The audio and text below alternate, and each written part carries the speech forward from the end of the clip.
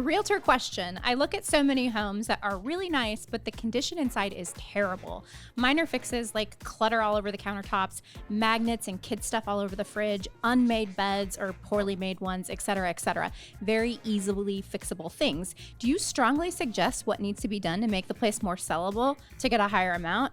This is such a turnoff, yet I see it so much. I would be way too bossy to be a realtor. No, you sound like you'd actually be a good realtor. Sometimes being a realtor is helping people get the heck out of their own way and having uncomfortable conversations because you're selling their greatest asset to get the most money.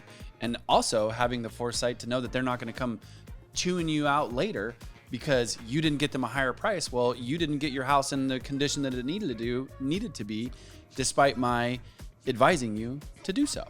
But I think a lot of people buy the listing though first because they're tiptoeing around some people that like, hey, they want the listing, so they go in there to get the, oh yeah, this is great, it's gonna sell for great, blah blah blah, and they don't have those hard conversations at first, and they get the paperwork signed, the contract, because that's how we get paid, right?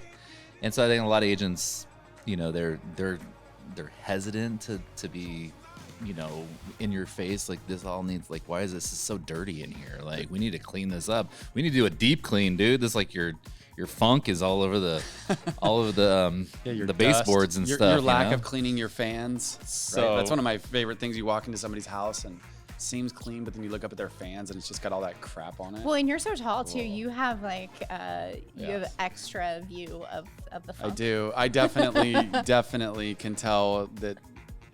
It's so funny you say that because many times I've been in houses where people are clean, but they don't have the view that I do, and I'm like, it's not that clean. Oh wow! I wonder if my house.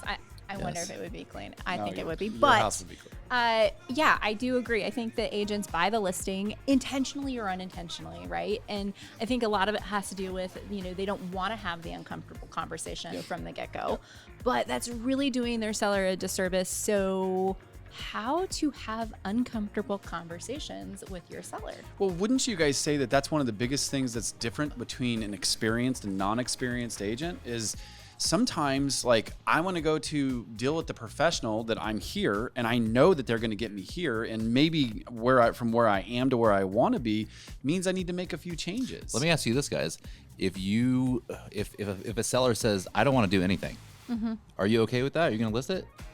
If the seller says, I don't want to do anything, and I'm too busy. Yes. I got kids. They won't clean the room. Blah blah blah. You're gonna list it no matter what. Absolutely. I am. Absolutely. I don't care. Hey, it's just gonna be I am, price. but I'm going to try to assist in solving the problem. And we've done that numerous times. I mean, I can remember countless times over our career where we've taken a listing and we've known it needs work, and for whatever reason, the seller wasn't in a position to do it.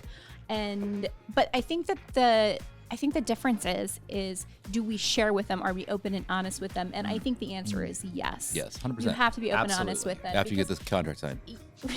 I don't know about that. Because here's the reality. This is where we're at today.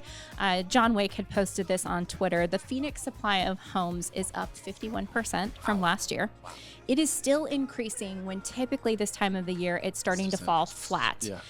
Keep in mind, this is our spring selling season. And so this is when, yes, more homes come on the market, but they're coming off the market at the same time. And so I think that this isn't just indicative of Phoenix. This is national. There's a little bit more inventory. It's sitting for a little bit. And what we know is in Phoenix, it's the highest inventory since 2014. And it looks like we're on pace to be higher than 2011. And so you got to have the hard conversation with the seller.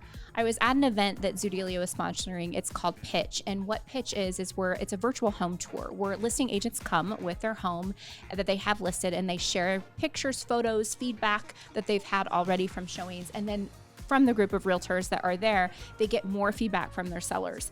And this specific conversation came up today, which I felt like this Reddit post was so timely because specifically an agent had a listing, there was a lot of clutter in the photos, and she specifically said, I've had conversations with the sellers. This is the pared down version.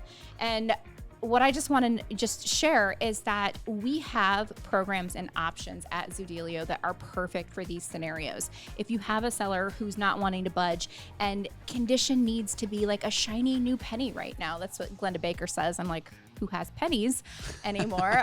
But in any event, it's shiny and new. People want a move-in ready, beautiful home, and we have options and offers for you to help do that. Yeah, couldn't agree more.